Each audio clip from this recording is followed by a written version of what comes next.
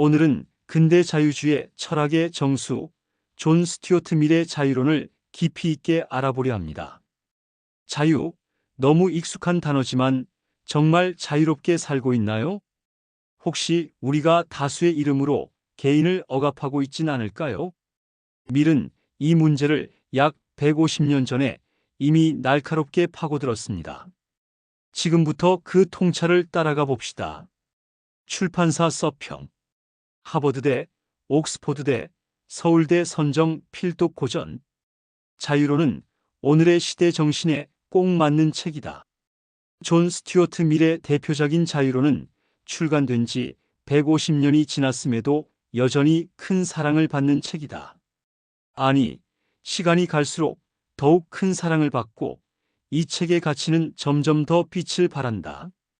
이 책은 시민과 국가의 관계, 즉 시민의 자유가 어디까지 보장되고 국가의 간섭은 어디까지 미칠 수 있는지를 다루고 있다.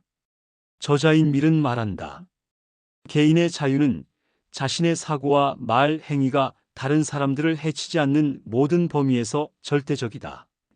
국가의 법률이나 일반적인 도덕적 판단은 개인의 자유를 제한해서는 안 된다. 밀의 주장을 정리하면 이렇다. 시민으로서 개인은 무한한 자유를 갖는다.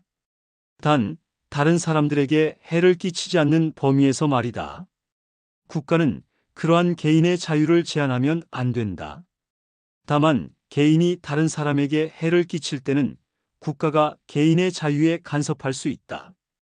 그리고 국가는 개인이나 단체의 활동과 능력을 촉구하는 역할을 해야 한다. 그러나 국가가 그 역할을 제대로 수행하지 않거나 국가가 자신의 목적을 위해 개인을 억압할 때에는 국가의 역할은 축소되고 개인에 대한 국가의 간섭은 제한되어야 한다. 오늘 우리 사회에서는 개인의 자유와 자율에 대한 권리를 주장하는 목소리가 점점 커지고 있다. 그리고 개인의 자유에 대한 국가의 간섭과 억압을 점점 거부하고 있다. 자유론은 이러한 우리 상황에 굉장히 꼭 들어맞는 책이다. 이 책은 오늘 우리를 대신해서 국가를 향해 개인의 자유와 권리를 항변해 주기에 큰 사랑을 받을 수밖에 없다. 본론 1. 자유란 무엇인가? 먼저 밀은 자유를 정의하면서 아주 중요한 원칙을 하나 말해요. 바로 해악 원칙이에요. 사람은 남에게 해를 끼치지 않는 한 어떤 행동이든 자유롭게 할 수 있어야 한다는 거죠. 이 원칙은 단순해 보이지만 엄청난 의미를 담고 있어요. 예를 들어 내가 혼자 위험한 스포츠를 즐긴다든지, 밤새워 게임을 한다든지, 건강에 해로운 음식을 먹든지, 그게 남에게 피해를 주지 않는다면 내 자유라는 거예요. 그 행동이 어리석어 보이더라도 국가나 사회가 막을 수 없다는 거죠. 이건 자유의 핵심이에요. 내가 나 자신을 책임질 수 있는 존재라는 전제에서 출발하는 거예요. 본론 2. 개인과 사회의 경계. 그럼 사회는 언제 개입할 수 있을까요? 밀은 이렇게 말해요. 개인의 행동이 타인에게 실제적인 해를 끼칠 때만 사회는 간섭할 수 있다고요. 예를 들어 술에 취해서 운전을 하는 경우, 그건 명백히 타인의 생명을 위협하니까 사회가 개입해야겠죠. 하지만 어떤 사람이 혼자 술을 마시는 건 설령 건강에 안 좋아도 그의 자유로 존중받아야 한다는 거예요. 밀은 여기서 매우 중요한 구분을 해요. 바로 자기 자신에 대한 자유와 타인에 대한 책임의 경계입니다. 그 선을 넘지 않으면 설령 우리가 보기엔 이상하거나 불편한 행동일지라도 존중해야 한다는 거죠. 왜냐하면 우리도 언제든 그런 소수 입장이 될 수 있으니까요. 본론 3. 표현의 자유. 자유론에서 가장 강하게 주장되는 건 표현의 자유입니다. 밀은 표현의 자유가 억압되면 진리도 억압된다고 봐요. 왜냐하면 우리가 지금 맞다고 생각하는 것도 틀릴 수 있고 틀렸다고 여기는 의견 속에도 진리의 일부가 있을 수 있기 때문이에요. 예를 들어 과거에는 지구가 평평하다고 믿었던 시절이 있었죠. 그때 누군가 지구는 둥글다고 말했을 때 그 주장을 억압했다면 우리는 진실을 영영 알지 못했을지도 몰라요. 그래서 밀은 이렇게 말해요. 어떤 의견이든 자유롭게 표현되고 공개적으로 토론되어야만 우리는 진리에 더 가까이 다가갈 수 있다고요. 심지어 그 의견이 틀렸더라도 우리는 그것을 반박하면서 우리의 신념이 왜 맞는지 더 깊이 이해하게 되죠. 본론 사개성의 중요성. 또 한 가지 중요한 개념은 개성입니다. 밀은 개성이 살아있는 사회가 건강한 사회라고 봤어요. 모두가 똑같은 옷을 입고 똑같은 취향을 가지며 똑같은 방식으로 살아간다면 그건 진짜 자유가 아니죠. 밀은 다양성이야말로 인간 사회를 발전시키는 힘이라고 말해요. 누군가는 예술을 추구하고, 누군가는 과학을 연구하고, 누군가는 조용히 자연과 함께 사는 걸 좋아할 수도 있어요. 이런 다양한 삶의 방식들이 사회를 더 창의적이고 넓게 만들어줘요. 하지만 사회는 때때로 다름을 용납하지 않으려 해요. 평범하지 않다는 이유로 이상하다고 몰아세우고 다른 의견을 가진 사람을 배척하죠. 밀은 이런 압력이야말로 자유의 가장 큰 위협이라고 경고해요. 결론. 자유로는 단순히 개인이 하고 싶은 걸 마음대로 하자는 얘기가 아니에요. 그건 책임 있는 자유, 그리고 서로의 권리를 존중하는 자유에 대한 이야기예요. 우리는 왜 자유가 필요한가? 자유가 없으면 어떤 일이 벌어질까? 그리고 자유를 지키기 위해 어떤 태도를 가져야 할까? 이런 질문을 던지고 생각하게 만드는 책이에요. 지금 이 시대에도 너무나 유효한 이야기죠. 특히 사회적 압력과 표현의 검열이 일상화되는 오늘날, 자유로는 우리가 꼭 다시 읽어봐야 할 책이에요. 저자에 대해 알아볼까요? 밀은 어떤 사람이었을까? 존 스튜어트 밀은 1806년 영국에서 태어났어요. 그의 아버지는 철학자이자 경제학자였고, 어릴 때부터 밀에게 엄청난 교육을 시켰죠. 3살의 그리스어, 8살의 라틴어, 11살의 논리학과 경제학. 그야말로 천재 교육의 결정판이에요. 하지만 그런 조기 교육 덕분에 20살 무렵에는 극심한 우울감에 빠지게 돼요. 이때 밀은 중요한 걸 깨닫죠. 지식만으로는 사람을 행복하게 만들 수 없다는 것. 그래서 이후 그는 지성과 감성의 균형을 추구하며 더 인간적인 철학을 펼치기 시작해요. 밀은 단지 사상만 말하는 철학자가 아니었어요. 직접 영국 국회의원이 되어 여성 참정권을 주장했고 노동자와 약자들의 권리를 위해 싸웠어요. 지금 우리가 당연하게 여기는 표현의 자유, 개인의 권리, 민주주의의 정신, 이 모든 걸 일찍부터 주장한 사람이죠. 명언으로 보는 미래 생각. 이제 미래 사상을 그대로 보여주는 명언들을 하나씩 살펴볼게요. 첫 번째 명언. 국가의 가치는 결국 그 국민 개개인의 가치다. 이 말은 정말 강력하죠. 국가가 아무리 화려해 보여도 그 안에 사는 사람들이 성숙하지 않으면 그 사회는 진짜로 발전했다고 볼 수 없다는 거예요. 결국 한 사람 한 사람의 성장. 그게 진짜 민주주의의 토대라는 말입니다. 두 번째 명언. 사람은 행동뿐만 아니라 아무것도 하지 않음으로써도 해를 끼칠 수 있다. 이 말은 우리에게 무관심의 위험을 말해줘요. 불의한 일이 벌어질 때 그걸 보고도 모른 척하면 그 역시 해악이 될 수 있다는 거죠. 자유로운 사회는 참여하는 사람들이 지켜내는 거예요. 세 번째 명언. 천재성은 자유의 공기 속에서만 숨을 쉴 수 있다. 억압된 환경에서 창의력이나 새로운 생각은 나오지 않죠. 밀은 자유가 단지 편한 삶이 아니라 우리가 진짜 자기 자신이 될 수 있는 조건이라고 봤어요.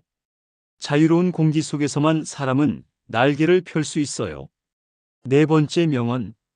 독창성은 독창적이지 않은 사람들에겐 쓸모없어 보인다. 뼈 있는 말이죠.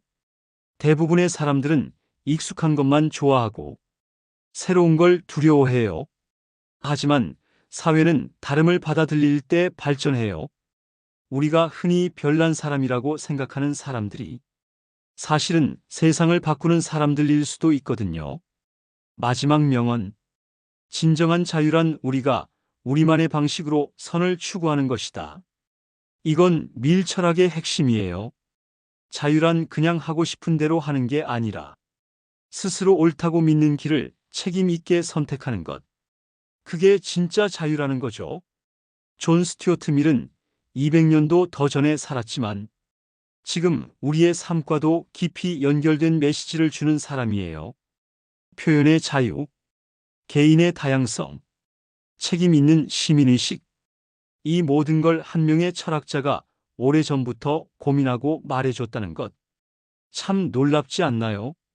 현재 한국의 정치 현실이 녹록하지 않아요.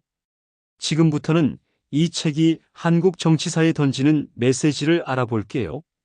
본론 1. 표현의 자유는 민주주의의 생명이다. 밀은 표현의 자유를 민주주의의 심장이라고 봤어요. 어떤 말이든 설령 틀렸다고 생각되더라도 억압되면 안 된다고 주장했죠. 왜냐하면 그 말이 실제로 옳을 수도 있고 설령 틀리더라도 반박하는 과정을 통해 우리는 진리를 더 명확히 알 수 있기 때문이에요. 그런데 지금 한국 정치 현실을 보면 표현의 자유가 위축되는 분위기가 있어요. 특정 정치 성향을 말하면 바로 프레임이 씌워지고 민감한 주제는 꺼내기조차 힘들죠. 밀이라면 이렇게 말했을 거예요. 틀린 말일수록 더 자유롭게 말하게 해야 한다고. 왜냐면 그래야 우리가 그걸 반박하고 진리를 더 확고히 세울 수 있으니까요. 본론 이 다수의 횡포에 대한 경고. 밀이 정말 강조했던 개념 중 하나는 다수의 폭정이에요. 민주주의는 다수결이라고 하잖아요.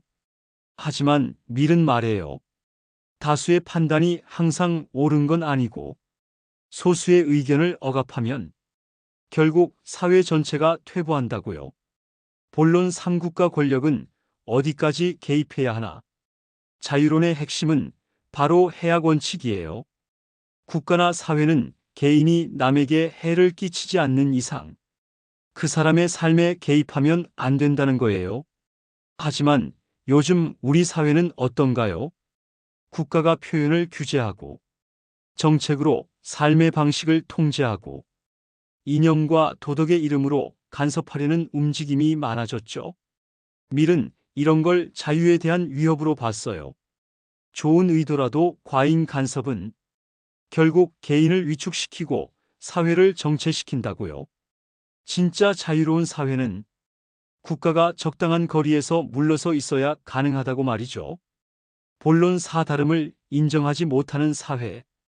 밀은 개성을 굉장히 중요하게 여겼어요. 사람마다 다르게 생각하고 다르게 사는 걸 그 자체로 소중하게 봤죠.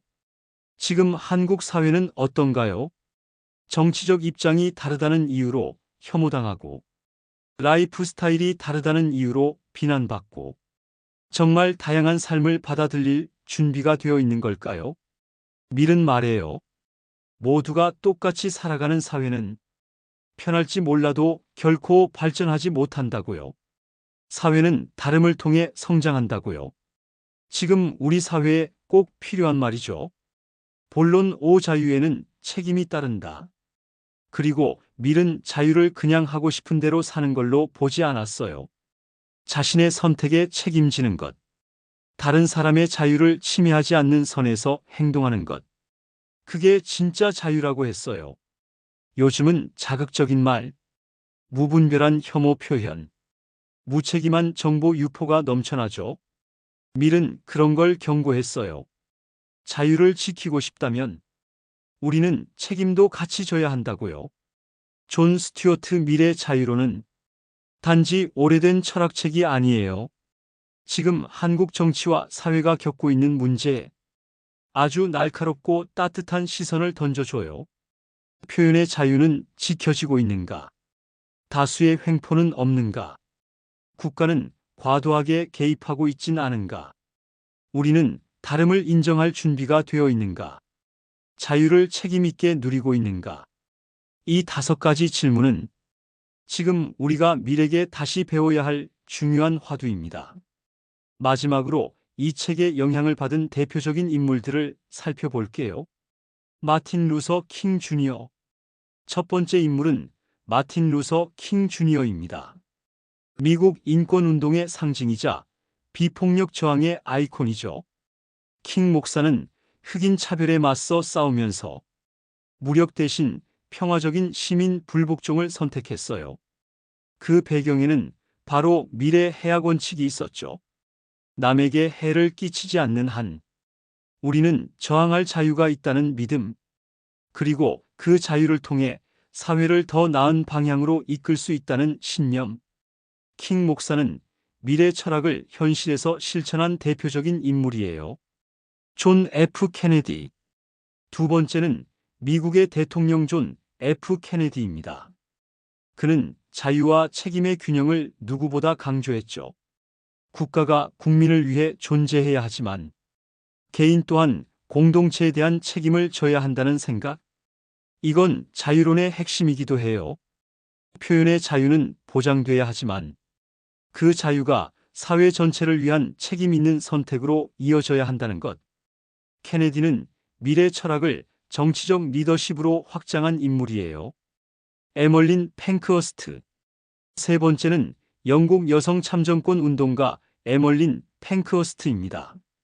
당시 여성은 투표할 권리조차 없던 시대였죠. 그녀는 여성도 시민이고 따라서 동등한 자유와 권리를 누려야 한다고 주장했어요. 그 사상적 뿌리에는 밀이 있었어요. 밀은 여성의 권리를 지지하며 여성의 종속이라는 책까지 쓸 만큼 그 시대에선 보기 드문 페미니스트였죠. 팽크허스트는 밀의 사상을 행동으로 이끌어낸 강한 실천가였습니다. 넬슨 만델라. 다음은 남아공의 넬슨 만델라입니다. 그는 아파르트헤이트 인종차별 정책에 맞서 싸웠고 27년간의 감옥 생활 끝에 남아프리카 공화국의 첫 흑인 대통령이 되었죠. 그는 수감 중에도 철학책들을 읽었는데 그중 하나가 바로 밀의 자유론이었어요.